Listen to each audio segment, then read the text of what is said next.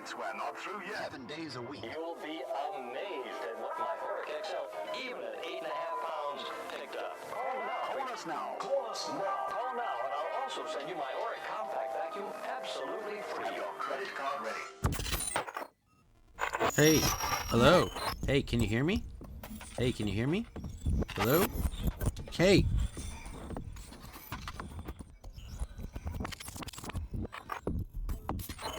Welcome to Emerging Tech Mastery, a show that demystifies cutting-edge technology like cryptocurrency, the blockchain, metaverse, NFTs, virtual reality, the maker movement, artificial intelligence, machine learning, cloud, edge, and even fog computing. Strap in as we ride into the fourth industrial revolution. Emerging Tech Mastery provides actionable knowledge, regardless of skill level, from experts in the trenches. We piece together this intel in easy-to-consume media formats, processes, and procedures. See you in the future.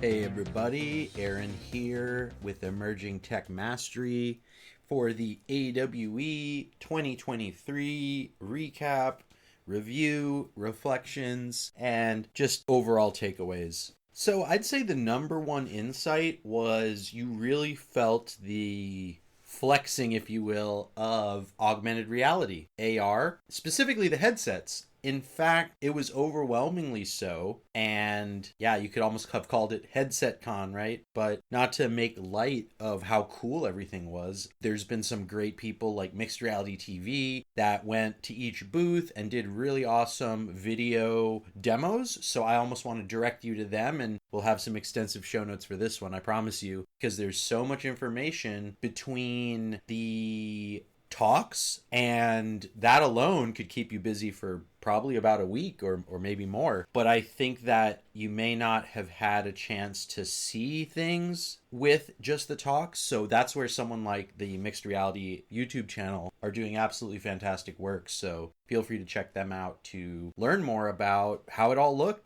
AI was on the tip of everyone's tongue. Now, we've already seen that out there if you've been paying attention to just the sort of marketing and content waves that seem to be changing almost by week, it seems. And AI was a big part of the discussion. It was mentioned a lot. I think the biggest takeaway I got out of that was AI's already been around for quite a while, and it's been behind the scenes quite a while, and it's only going to accelerate.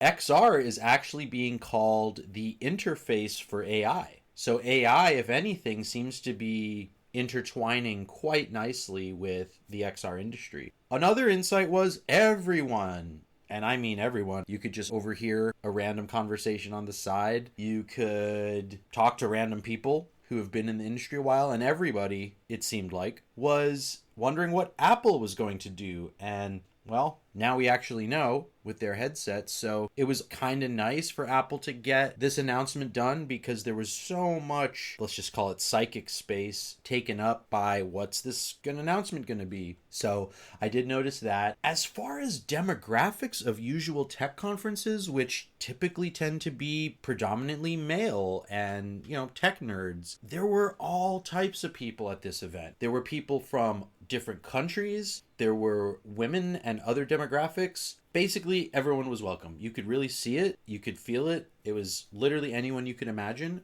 at this industry. All disciplines. You had the corporate people, you had artists, you had the nerds, you had the content creators, you had everyone in between. So that was really cool to see because it felt like this is something different. This isn't just your usual tech conference, your usual same old crowd, right? Which frankly becomes a bit of an echo chamber. We've seen that in places like cryptocurrency, blockchain, and such. So it was really refreshing to see that. The next thing I noticed was an absolute exuberance and enthusiasm for open development cross-company partnerships and collaborations with creators and developers. So Snapdragon Spaces was a perfect example of that. You have a company like Qualcomm creating an Android-like ecosystem and platform for people to build on, and they interface with all the top software in the industry like Unity, like Unreal, even stuff like Blender, which is an open source free 3D design program. And I just thought that came off loud and strong. I mean, there was a couple speakers from Qualcomm in particular that I wanted a little bit of what they were having, because they were quite excited about what they were doing. And I think it makes a good reason why, because they get to really not only lead the market, but collaborate with the market. So that feels like a very different dynamic among players in the industry.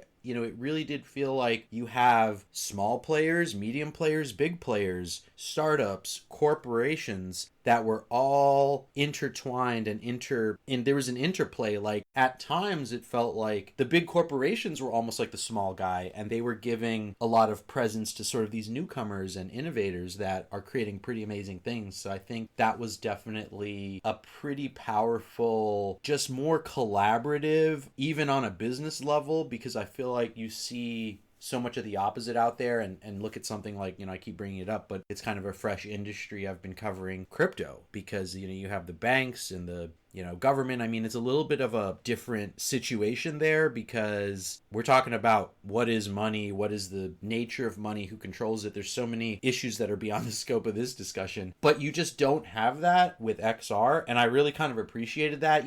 Everyone's ready to roll up their sleeves and get to work, which I think is absolutely fantastic. I took some notes of the main stage talks. I'm not going to go over all of them in detail. You can check the show notes for that. But I want to bring a couple insights from some of the people. First of which would be Ori Inbar, who's the co-founder and host of AWE. And he really called us to say, well, first off, he did a fake sort of Ori on stage with AI and did a fun little skit, as he likes to do. But he really emphasized that it's time to prove the skeptics wrong and really make AR ubiquitous. He emphasized there were some of the biggest partnerships to date with people like Google and Qualcomm. And he also busted many myths in XR. And basically, again, like I said earlier, said that XR will be the interface for AI. And then he went along to show about 1,000 use cases for XR, along with 130 new startups that had just been funded. The CEO of Magic Leap said AR is here and now, and XR will be the best endpoint for systems. She ended with a key question: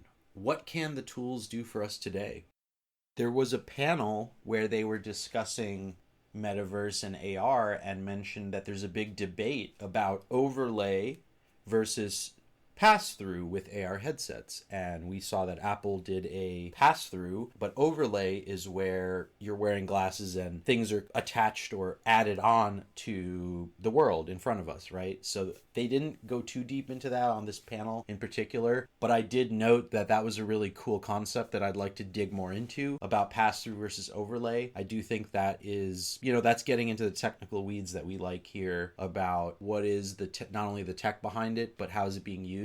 As the Magic Leap CEO said, it's a big debate, right? So there's sort of a philosophical difference in approaches there. And if you look at Apple, they're going the pass-through route, and then you have the rest of the industry, not that everyone's doing overlay, but it seems like there's at least these OG AR developer people seem like they are kind of more pro overlay. So that was something, again, it was kind of quickly just glossed over. And I thought, wow, that's like kind of a big deal, because how you make your AR play out, right? Let's go beyond the words for a second, is a whole thing, right? So there was discussion of the term metaverse and how the term has sort of fallen out of favor. There were a couple angles to that. One was it's just part of the hype cycle, and the hype cycle has to run its course, and eventually things come back, but there has to be that sort of crossing the chasm, bottom falling out, if you will. Another panel had mentioned that it fell out of favor because of Facebook commandeering the term, which absolutely it felt like a little bit of a, okay, you're being a word hog with that term. So I think that caused a lot of people to not want to use the term metaverse. But the bottom line is that the tools for building metaverse, so-called, are alive and well. And in fact, the metaverse as a concept and in this new reality are growing more than ever. So I thought that was pretty interesting.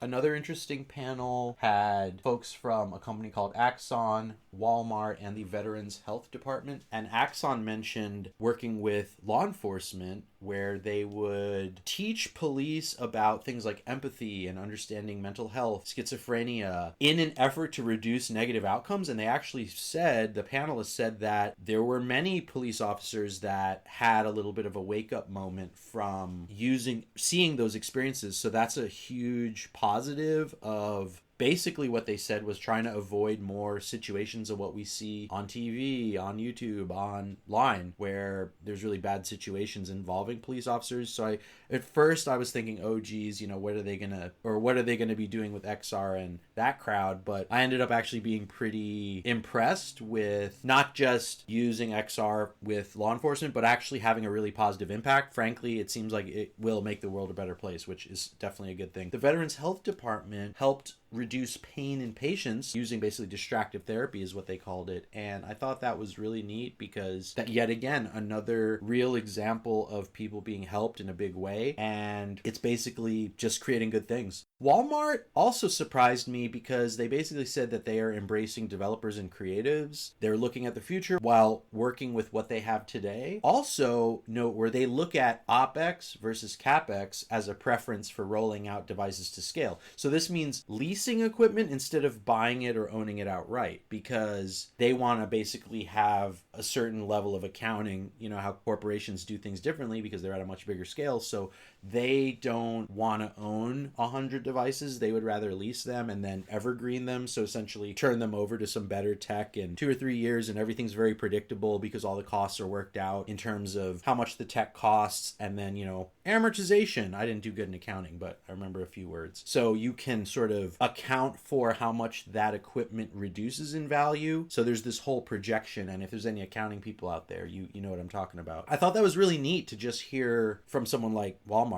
They actually seem surprisingly open, creative, and innovative, frankly, with how they are actually taking the tech and using it internally. There was another panel that went over AI and the metaverse, and basically they were saying that ChatGPT and typing words is just the beginning, and that AI ultimately is driven by humans, and basically we're mystifying it and making it this foreign thing when it's created by us. So there's a lot of fear-mongering in the media for whatever reason, and we have to be aware of that. There was also some kudos given to the European Union for staying ahead of the curve with regulation around AI, and also there was mention of China releasing comprehensive regulation on AI. Things like watermarks for content, because, plagiarism and content that hasn't been composed by a human, there's a push to make sure that is accounted for and I suppose even documented and marked as they're mentioning it. So there's still some big ethical questions around shared consent with these data sets and training the AI itself. So there's definitely some fears that are well intentioned, but also we need to keep in mind that we're the ones who created this. So perhaps there's nothing to be afraid of in that sense, but also how we're using the data sets and the legality of using those data sets is definitely an ongoing discussion that doesn't seem to have a very clear answer quite yet. Another cool product or concept, if you will, was Zapbox, and by the company Zapper, and they basically created a $80 AR headset, as they said. Now, it does have a little bit of a Google Cardboard on steroids, or one of those headsets that you put your phone on, which may seem a little underwhelming. However,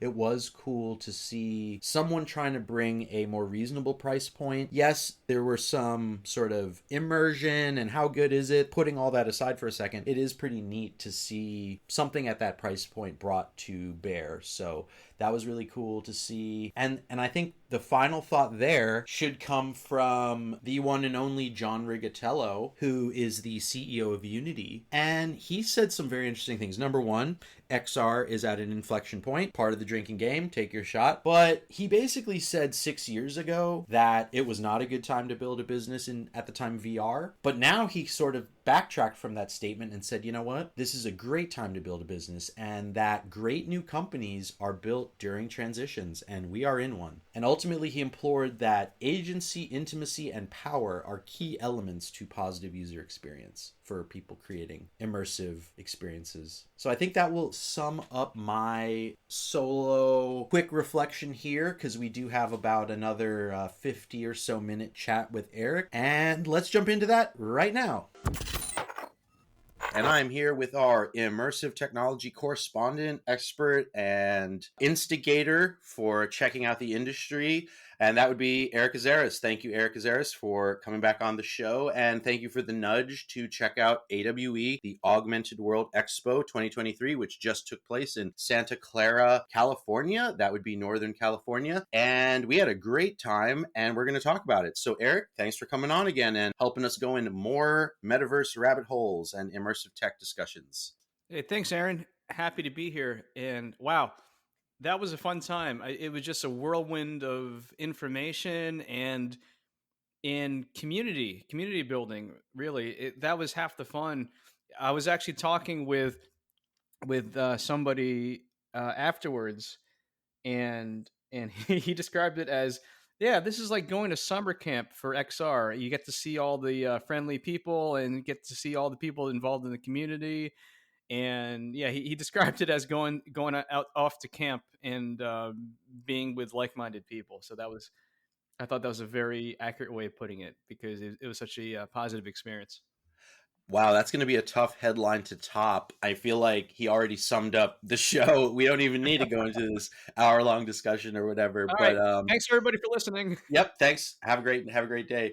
But yeah, so let's start at the top, and I'm really looking forward to sort of uncovering like points like that. But first off, what was the Augmented World Expo, AWE, as they call it for short? So AWE, Augmented World Expo, it's where XR professionals, so people that are involved in augmented reality, virtual reality, immersive technology in general, they all come together and connect and learn about the latest happenings. And this is done through a combination of panel discussions on certain topics. There's a topic for every area of interest, including e-commerce, health and safety, development, gaming and entertainment, Web 3.0, and even enterprise. So there's over a span of 3 days, you can choose which track you want to follow. So there's a lot of talks happening in separate conference rooms simultaneously, and some of them are focused on those topics. Some are focused on AI, some on creator tools, some are more developer centric, some are about collaboration and education. So there's something for everybody there for the panel discussions.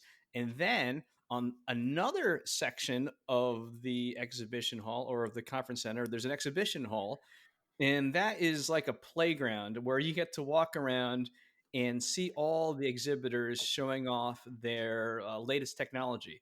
And all the latest technology can be hardware or software. So we saw all sorts of companies, big and small, everything from large corporations like Lenovo and Qualcomm to even startups, small startups that are two-person operations. We met a couple. We had some beers with a couple of folks that were aspiring immersive technology folks. And yeah, so it was a mixture of both walking around and seeing what you could find, kind of stumbling around the conference center, and a combination of that and sitting down and listening to panel discussions, sitting down like in an auditorium, and then doing Q&A. It was great. And then of course they had throughout the week, they had networking events where you can unwind and decompress and chat with other folks that you wanted to chat with. And what I liked about it is everybody was super approachable. They took the time to talk with you, right? So there was really no intimidation, right? So if you're brand new to the industry or a student, or maybe actually I talked to a lot of people, this is their first time attending AWE. I talked to this one guy from Virginia. He's like, yeah, I this is something I just heard about. And I think he was like in a completely different industry, but yeah, he felt like, oh yeah, this this sounded really cool, and he wanted to learn more, and luckily the this whole community was really inviting and really open to other people coming in and chatting, because there was a lot of cross pollination, I would say, like a lot of cross pollination of industries here, and I think that's really where the innovation happens when you kind of cross over and kind of recombine and remix different skills. So, yeah, that's AWE.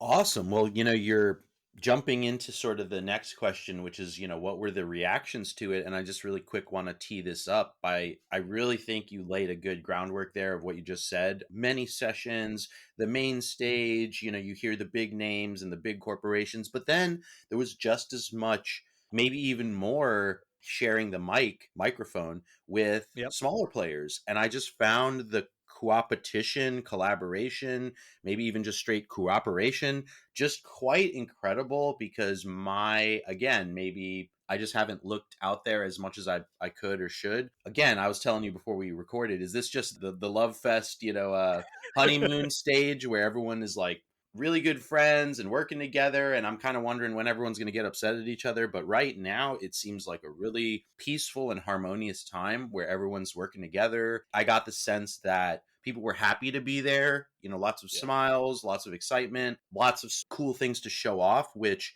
really, to be frank with you, it took me a good bit to kind of recover. And yeah, there was the travel and sort of that, but it drove up there and back. But it was also like, wow, this was so stimulating just visually, right? So that was kind of something that really stood out for me. But yeah, why don't we dig into that a little more?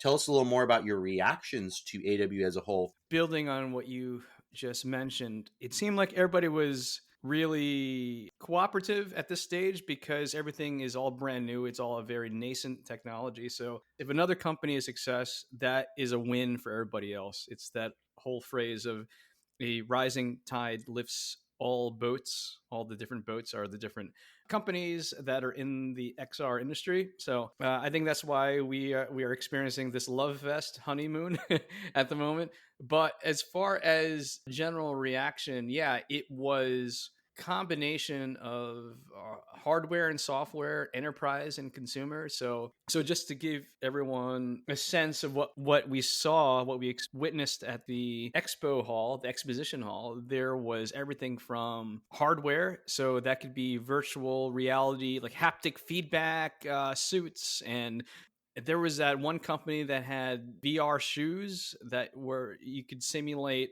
walking in virtual reality. There was a company making a peripheral where that enables smartwatches to do, what was it called? I think it was called Double Point, where there was a gaze based or AR gestures, right? So this would be used in combination with a VR or a XR headset. There was a company called Tilt 5 that created a tabletop XR experience, a multiplayer experience. So there was a lot of that. There was so those were the kind of the finished products, but then you also had the components. So we had companies that were creating the components that would go into those technologies. So lens, micro LED displays, there were a bunch of those. There were AR laptops. One company was boasting that they had the world's first AR laptop. I didn't get a chance to see it. I'm not quite sure how exactly that works, but I thought that was an interesting concept.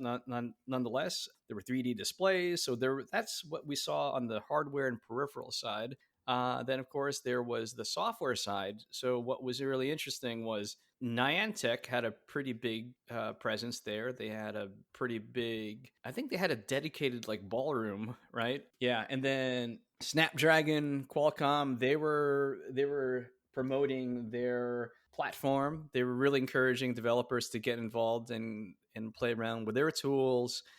And yeah, there was a lot. There was a good mixture. That's my reaction. There was a big mixture of hardware and software out on the exhibition floor. And then as far as the talks, there were talks about really everything you could think of. There were talks about the different tools for developers, and there were even talks about training and safety, and even topics about being safe in this new metaverse or XR community. And yeah, so there was a wide spectrum of different topics that were covered. Yeah, no, I like you that you compared the hardware versus software, because all someone needs to do is take a look at the sponsor list, and your head might explode a little bit, because you realize Yeah. those are not small companies, right? And yes, there are some startups that are at probably varying sizes, but even them seem very Yeah. well capitalized and funded and supported.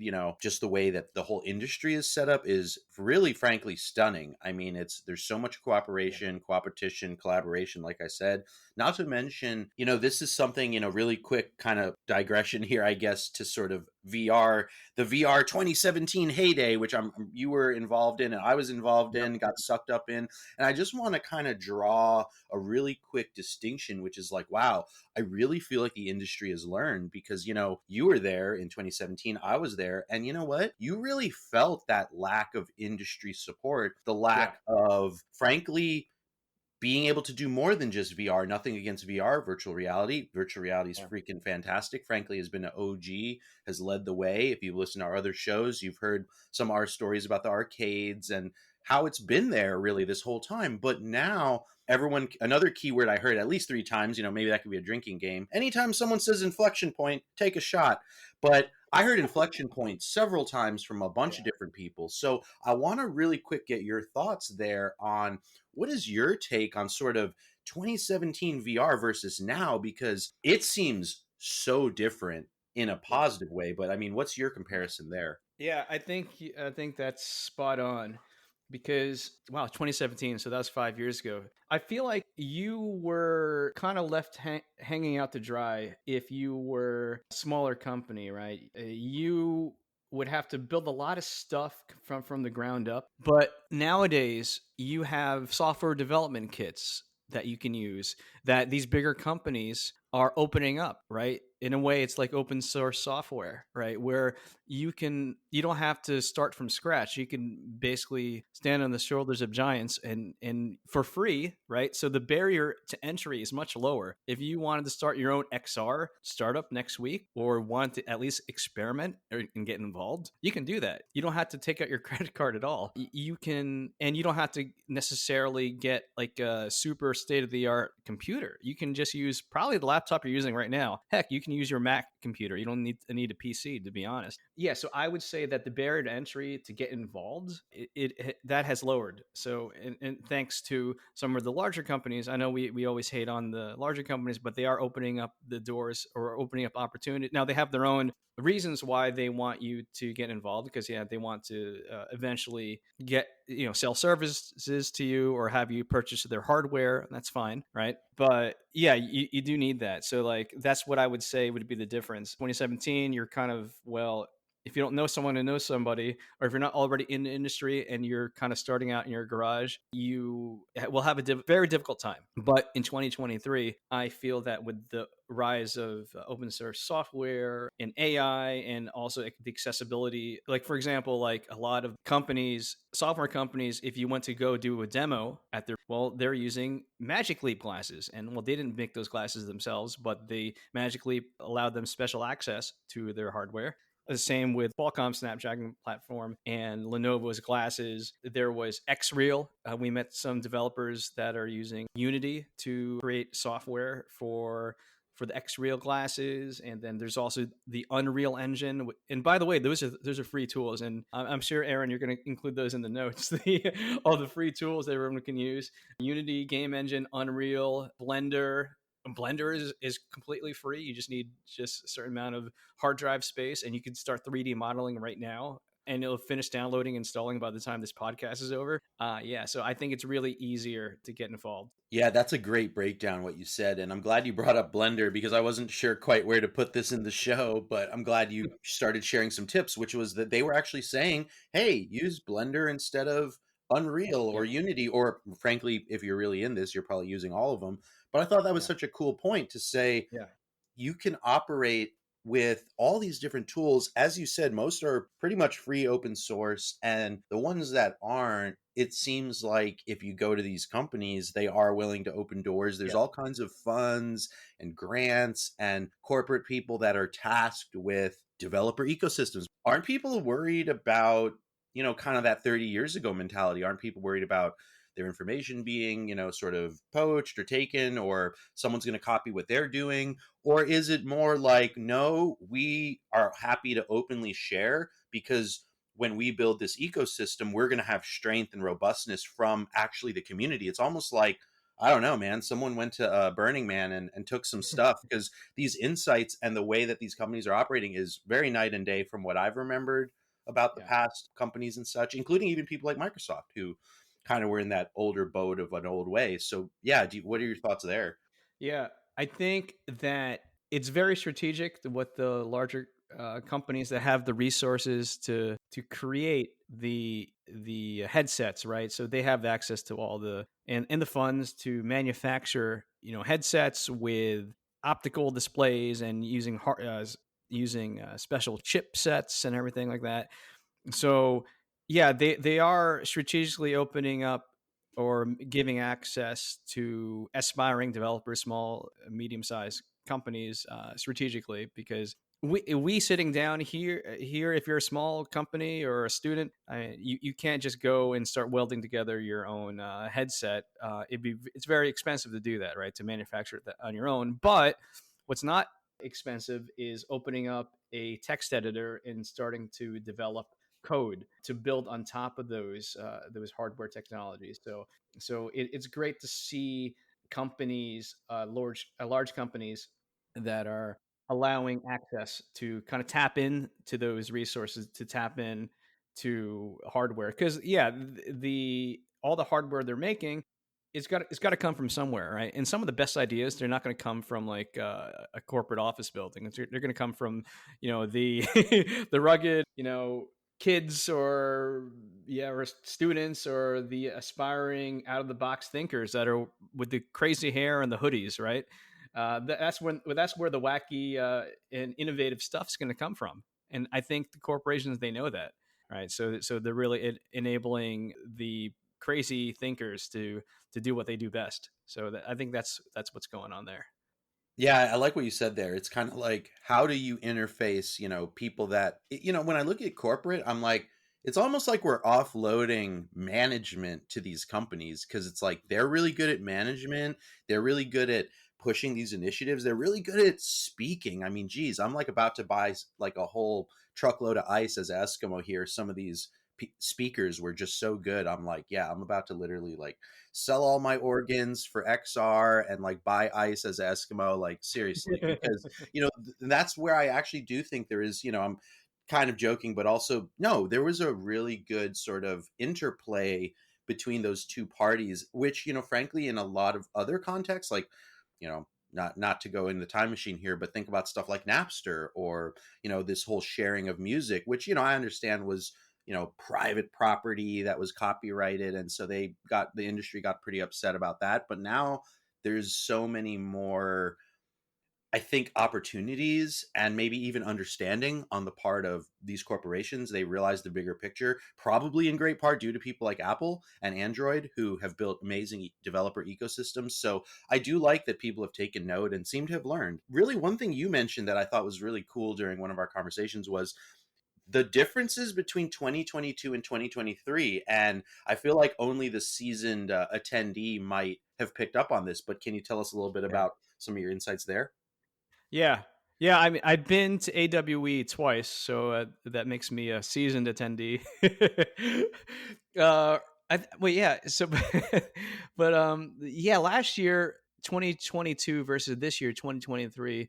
Just comparing those 2 years, maybe if I was an attendee since the inception, I could see a more dramatic change. But just comparing those 2 years, it's last year in 2022, it seemed like a 50-50 mix of AR and VR.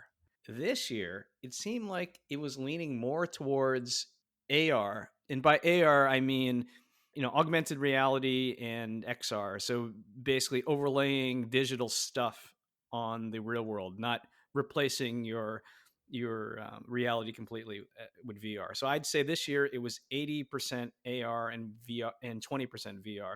That's just anecdotal, just from how it felt. I'm not sure if you were to look through the catalog of speakers and exhibitors, if that would be the reality. But it seemed, the perception was, it felt like more XR or AR focused more than VR.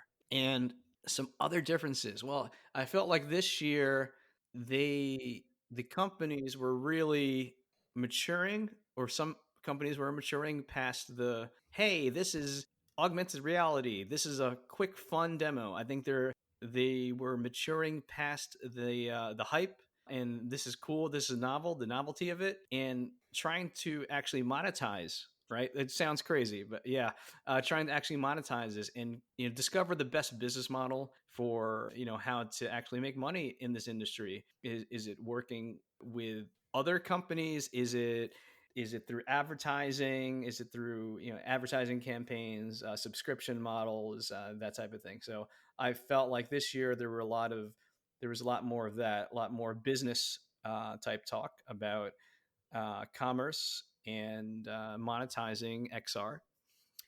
And as far as the content itself, yeah, it seemed like last year there was a lot of virtual reality.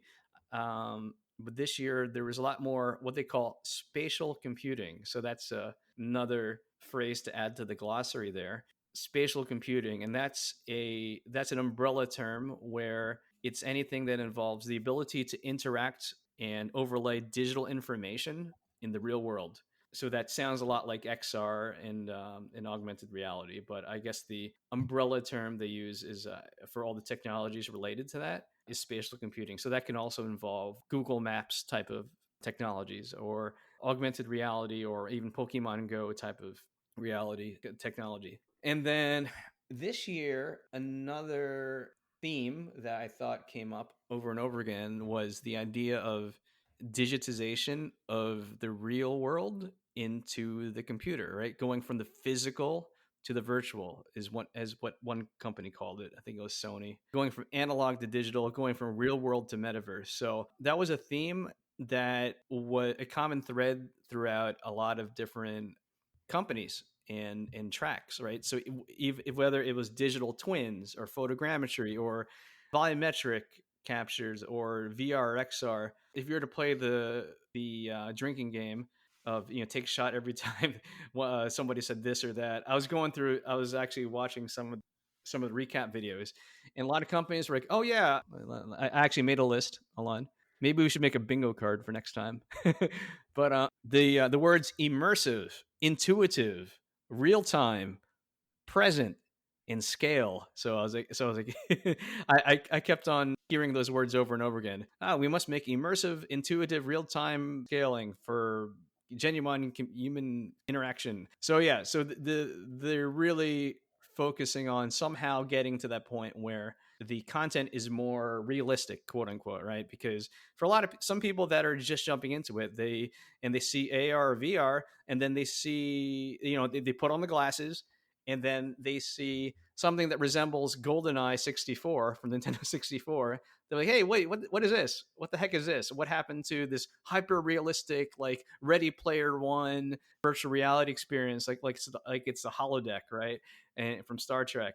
So that hasn't happened yet because, well, they're still working on that. They're still working on making things realistic. So right now, or if you've ever seen any of those keynotes from a company, I'm not going to say the company's name, but it rhymes with Space Nook. If you've ever seen those presentations where it's like cartoon avatars and it looks like really cheesy 2008 graphics, not even, I mean, I think I've seen, yeah, it looks like The Sims almost. So that could be a little bit jarring because people want things more realistic. And I think that's something that they'll be working towards. And I think by digitizing through scanning, through photogrammetry, through volumetric, I guess they're calling it digital twins, right? There were some talks about companies that were scanning cities in Europe and North America and using those scans of the real like Milan or London, and then importing those into metaverses, right? So instead of having a 3D modeler create things manually by hand, well, we're using video and photographic inputs from the real world, converting them to 3D models, and we're making them into assets that you can pull into an XR experience or a metaverse experience. So there was a lot of that. So I'd say the idea of spatial computing and digitization in the real world, and of course there was a little bit of AI. I think they a couple of talks they may have mentioned AI. I was just gonna say we almost left out one of those buzzwords, and that would be definitely AI, artificial intelligence. We went a good amount of time without saying that nor metaverse, so pretty proud. Yeah. And it's just an asterisk there. When we say metaverse, we're not just referring to Facebook's brand of a multiplayer online experience metaverse. It's just any digitized online community, because there were some companies. I think we met some company at like Top Golf or something, right, that were like, oh yeah, we create white label metaverse solutions for corporations. I think that may have been the exact pitch he said. We're like in that as a servicification of all this stuff, like to Right. your point, it's like, whoa, I never thought there would be metaverse as a service, 3D as a service, this and that as a service, XR as a Yeah. service, and it absolutely is. And I'm glad you brought that up, because that's literally the strategy and monetization and sort of big plan, if you will, of a lot of these enterprises, is that they are turning everything you just said into services you can offload to these companies, Yeah. to their pane of glass, to their platform where you log in and you can very nicely interact. I mean, that's another thing. You Yep. mentioned scale, take a shot, but not in a joking sense. Yep. People are seriously scaling, like corporations, and there's a lot of challenges that come with that. Okay, we can buy our headset and play around and get your VR and do Steam VR in your home. That's great. But then imagine a corporation rolling out like 100 units, like many of these corporations like Walmart and many other corporations are taking it super seriously for training, for many other use cases. I'm sure you can highlight some of that. I find that really fascinating, that there is kind of like,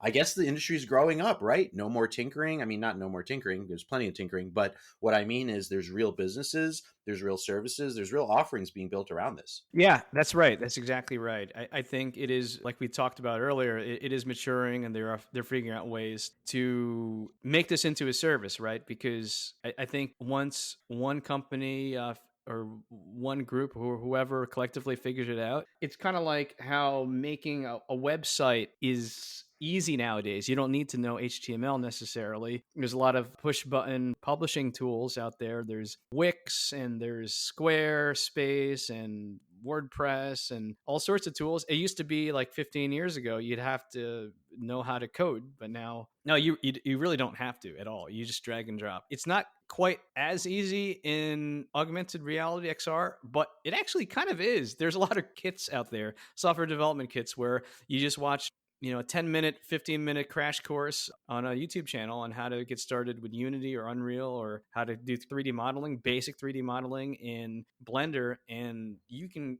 very easily have your own booth at your own local, science fair or your local version of AWE, and you can blow people away. You really can. That was the difference I noticed this year. I also noticed that Snapchat they had a bigger presence this year. They had their own lounge. They had 4 video installations, or they had 4 booths, not even in the exhibition hall, but just outside the main lecture hall. They had a virtual try-on booth where you stand in front of this screen, and it would put clothing on you. It would put like jackets, or it would clone you, and there's 4 of you, or you had this, I think there was like a robot you can command, right?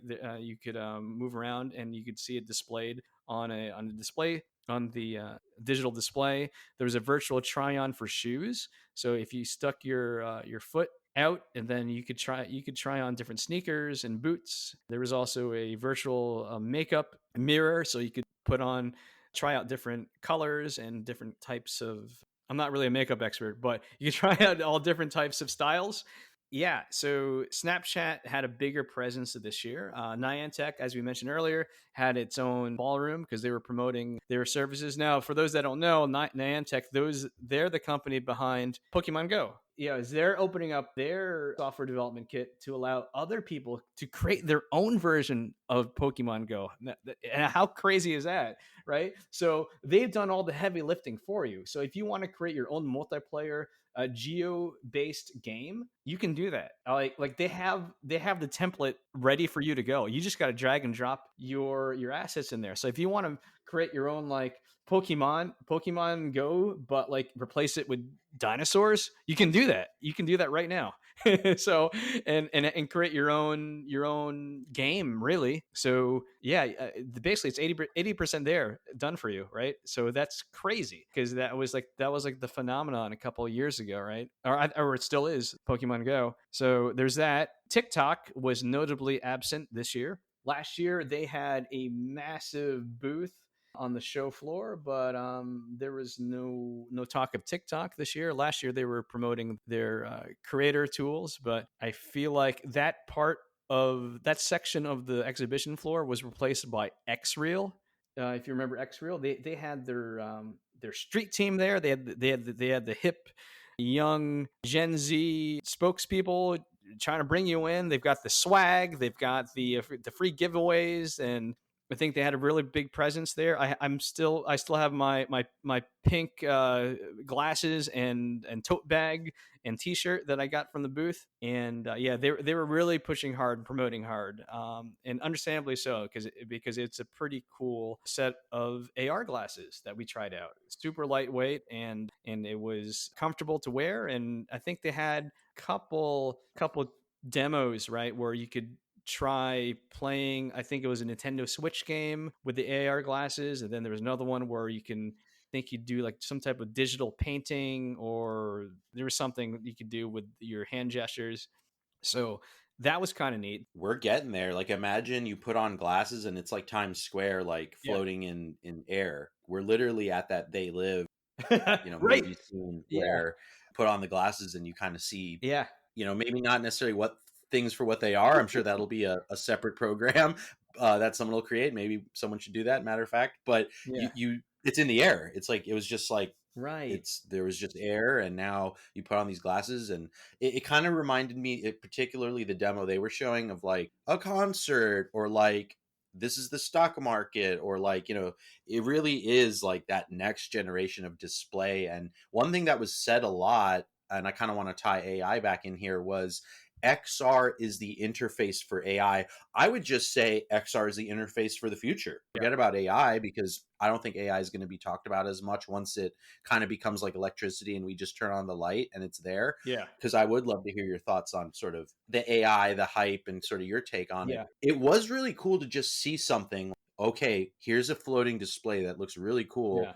And that does something for you for sure, at least for me, Yeah. because that is something new. And, so many of these new tech discussions, it's a little dry because we're kind of just imagining code in our heads or how things work. But this is like, you're really seeing it. Yeah. You're being shown it. You're experiencing it, right? Yeah. So yeah, AI definitely has been in the spotlight the past 6 months. Yeah. So for sure, we're going to not. I wouldn't say we're not be desensitized to it, but we'll expect it. Just like I remember when. Yeah, just like you expect every like monitor to be a touch screen, like you're gonna expect. Oh yeah, obviously there's gonna be some type of AI component to something, right? And the truth is it's been here for a while. The notion of AI. If you ever used a phone with any type of predictive text or autocorrect, I mean, one can argue that is a version of AI, or any type of. If you've used Google, or if you ever had targeted ads, if you existed on the internet, you have encountered AI, whether you realize it or not. But of course, big thing is that in the past year, with the excitement over Chat GPT, and then and then Mid Journey and Dali and everything, all the generative AI. Of course, it's getting a lot of headlines, and it's. I mean, quite frankly, it's fun. It's fun to see that stuff, and then it also opens up a lot of debate about, oh, how much is too much? You know, is this going to replace this or that, or is this, can I write my term paper, or is that considered plagiarism using AI? So there's a lot of that could be a whole separate podcast. But yeah, of course, AI is really big, but specifically to augmented reality and metaverse, how does AI fit into all this? Yeah, there was a talk about, well, we need to give a face to AI, or maybe AI should have a face, and perhaps having some type of virtual human or some type of virtual avatar. Think Clippy, but on steroids, right? So remember Clippy from Microsoft Words, right? He would, oh, I see you're trying to write a letter. Here's some suggestions, right? It was kind of invasive and it was kind of annoying. But what if Clippy was actually useful, right? And would help you, or think like Ask Jeeves, right? Just remember that search engine, Ask Jeeves, Oh yeah, right? So that's a good one. it was just a search engine, just like any other, but the way that it would interface with you, so it was presented, it was packaged as if it was your personal butler, right? So there is going to be more of that, right? Really creating or humanizing the AI, right? So Chat GPT becomes more conversational. So, but maybe you take it one step further. So rather than just having a realistic chat, right? So when you're like, as if you're texting back and forth with a real person, with with its own like personality traits, right? So it's not just generic text. Like it may be the AI is talking to you, that's talking back to you, quote unquote, is a little quirky or is in a good mood or bad mood, right? It's going to have a voice, right? And we've seen AI generated voices, we've seen AI generated people, NPCs, non-playable characters, or even just, right. So there's gonna be multiple layers to this. So it's gonna giving a voice, a face, a name to all the stuff that we've been using, right? So yeah, it's going to be a natural evolution to see AI have both visual and audio and a personality. So I think, and yeah, with all this talk about XR and communities and virtual worlds, we're going to need inhabitants inside that community, humans and robots alike. Right? Love it. Yeah, and speaking of robots, we got to meet one of the robots. Well, it was not a human. It was not human. It was like it was a dog, right? It was what was the name? Oh Spot. yeah. Spot was the name from Yep. Boston Dynamics. Yes, yes, yes. It's that dog you see everyone pushing over or kicking over was Yeah, live on display. yeah, right, right. So yeah, this is going to spin out of control. But at another conference or another meetup, we actually ran into some folks that from a channel called Corridor Crew. They made a very viral video about Boston Dynamic robots kind of taking over and going awry, being self-aware. And he was talking about how that video went viral, right? What AI gone wrong, right? So I just thought that was interesting how it all tied together. So Yeah, and I mean, it's funny. A lot of the people on stage were basically saying that we were mystifying, we meaning the masses, mystifying AI perhaps subconsciously, and that it's simply another tool in the toolkit, right? yes, Like you were talking yes, about Unity yeah, and all the 3D tools, and how, if anything, one big takeaway from my perspective was AI is accelerating XR. So it's actually overwhelmingly positive with very little downside, which I know doesn't probably seem like that on the surface, but that's something it sort of brought me down from the ledge. Not that I was right up on the ledge, but I think for others, once they realize that, maybe it won't be so scary, right? right, yeah. No, I agree. It is a tool, and I think with any tool, because I know some people that rely on AI too much. Like they'll use it to write text messages to people because they're too lazy to compose their own thoughts. So they'll just feed it bullet points. So I mean, so on one end, yeah, there are people that use it, and there are people that use it to kind of create like spam email or to mass create a lot of content, right? But Yeah, so there are people that do that, but it can also be used as a tool. If you like any tool, whether it's software or a hammer or whatever you want to call it, you pick. Yeah, when used right, it can accelerate and help build things a lot faster, right? So definitely being very, being very careful and using it wisely, using these tools wisely.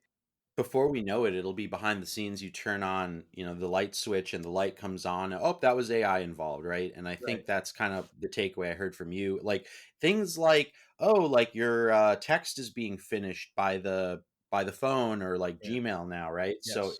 there's things like that.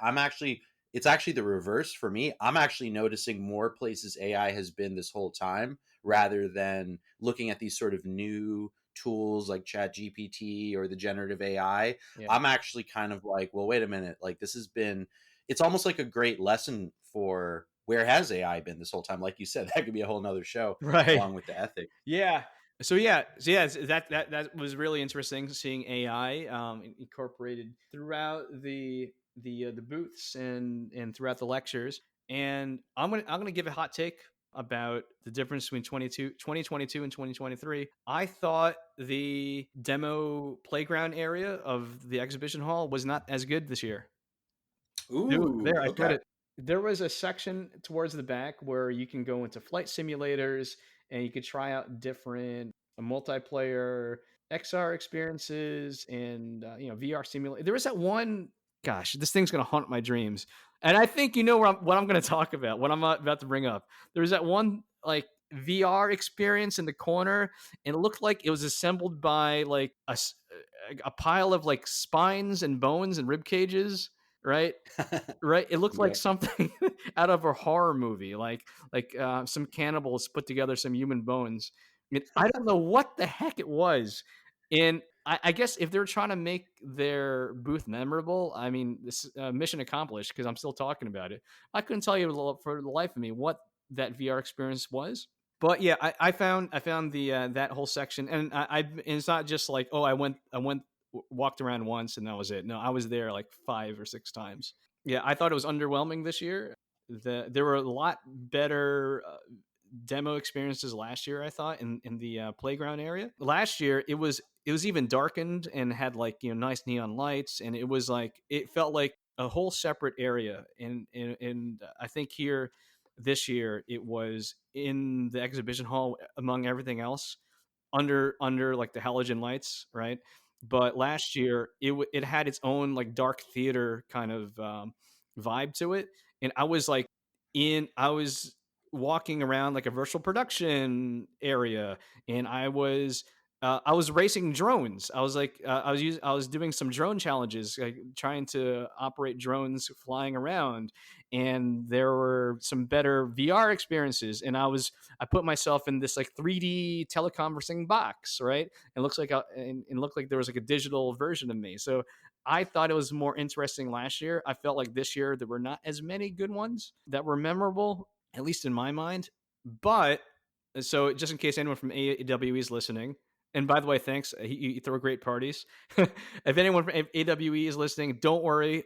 It did not leave a sour taste in my mouth because I'm definitely going next year, and next year it's going to be in Long Beach. So, and I know that's going to be double the space, and it's going to be double the fun, and it's going to be in that part of the state, down by Hollywood, down by, in Southern California. So I know it's going to be a lot better next year. So I have full faith in you. And I spoke with you personally during the party. You may not remember because I was drunk, or you were drunk, and the music was loud. So Ori, yeah, thanks for the great time. But I thought the playground was a little bit underwhelming this year. So there's my hot take. We get a little love festy on this show, so I appreciate you bringing us back to earth. Of Yeah. hey, you know what? I'm sure they're always open for improvement, but I would Yeah. add to what you said, it more than made up for it with the vibe, with Yes. the people that were met, with the Absolutely. information. I mean, geez, these guys put all the conferences online, Yes. and I mean, geez, like if That's you didn't go, that's like free I information.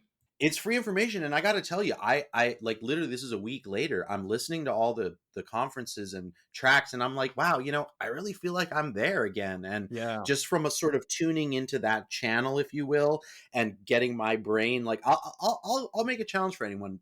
If you don't spend like, let's say, I'd say a few hours or even like 2 days or a week, and tell me you don't feel kind of like in that vibe where you can kind of maybe even some of the stuff we're talking about makes a little more sense. Now, you wouldn't get the like networking or experiencing the people or getting to try these demos, but you could certainly jump in and Yeah. sort of get in the vibe. So with that said, yeah, what would be some recommendations you would have for newcomers of the industry or people coming from another industry, or maybe just people that are immersive curious? Is that a term yet? Well, we're making it today. So what would be your advice there for people that want to jump into this that Mhm. maybe are not seasoned immersive tech professionals?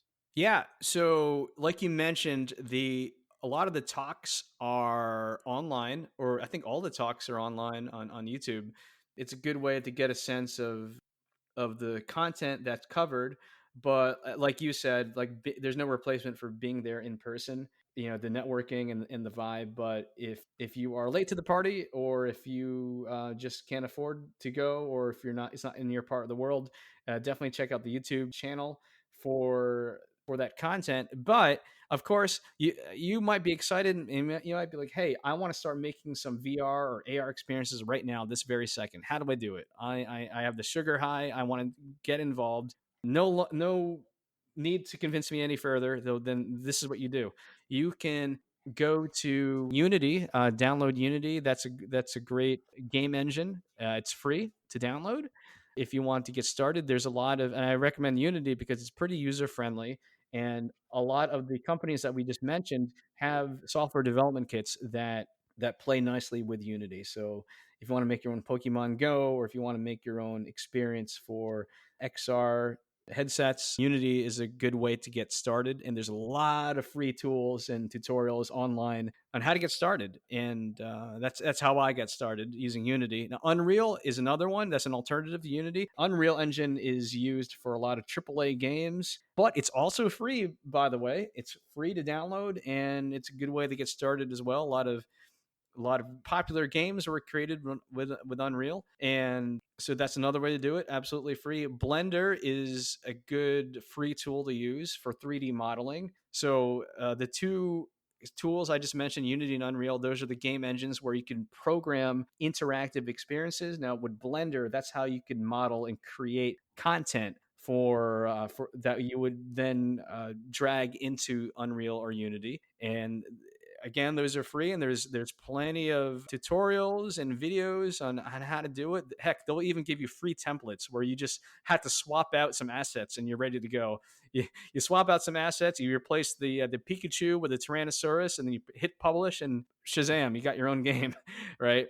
It's really that easy once you get your hands dirty and get used to the interface. It's pretty easy to get up and running very quickly. And then if you don't have a headset, right, which most of us don't, because they are a little bit pricey at the moment, although I guess you can get like in maybe last year's Meta Quest, or you can get an older model of a VR headset. But if you don't have any of those, you probably have a phone in front of you, right? So you can try practicing making AR, XR experiences with your phone. So if you have an Android phone or an Apple phone, Unity and Unreal, they have push button tools where you can publish to any device. You don't have to create specifically like separate different programs for separate different devices. Tools are very easy. You just click, hey, publish for iPhone. Okay, and it's done. It does all the dirty work for you, all the heavy lifting for you. So it's like we mentioned earlier in the episode, the barrier to entry to get started is a lot lower, and there's a lot of free tools. No need to pay for anything just yet. You could just get started. So yeah, so I guess Aaron, you're gonna put those links in the description. Yeah, no, like fantastic show notes here. And I just Yeah. want to maybe close with John Rigatello from Unity. He said that, he kind of backtracked off some of his words from 6 years ago where he said, oh, it wasn't a great time to start a business back then. And what you said about VR, he might have been right, but it was so cool to hear someone of his caliber say, this is the great time to be in XR. This is a great time to start an XR company. Take a shot, everyone. We're at an inflection point. So there you go. And thank you for the tools. That was Yeah. super helpful. And Yeah. anything else I didn't Just by the way, yeah, and if just so we cover all our bases here, so if XR AR is not your bag, you wanted to create your own like metaverse experience, or maybe your own online community. Unity is a great tool that can be used for that. So if you wanted to build your own version of spatial or metaverse, you can do that as well. So it's pretty powerful to do. So there are many realities for you to choose from and publish in, and ideally maybe you'll just publish in all of them, because the yes. tools are certainly there's almost like a race to kind of create this integration, which is part of, back to my original points of like really unprecedented levels of cooperation and integration. Yep. When you have those big guys at companies like Apple that are a little more of a walled garden and closed system. Regardless, they are still moving the market and defining the market, along with all these other companies who I was kind of pondering, man, these companies have really put their ideas out long before Apple made their announcement, which just happened, the other day. So I really have a lot of respect for these people that kept going. They weren't sitting around waiting, what's Apple going to do? What's Facebook going to do? They just did their thing, took their shot. So yeah, I mean, like you said about commenting to the industry, pretty dang inspiring. And also Dari and his other co-founder, fantastic event. One of the best I've been to, not trying to be a hype train person here, but yeah, it was really great. So yeah, I'm looking forward to Long Beach, all the adventures that will come from all the realities. Yeah, me too. See everybody next time, or maybe I'll see you in the metaverse. Who knows? Ooh. See you there, everyone. All right.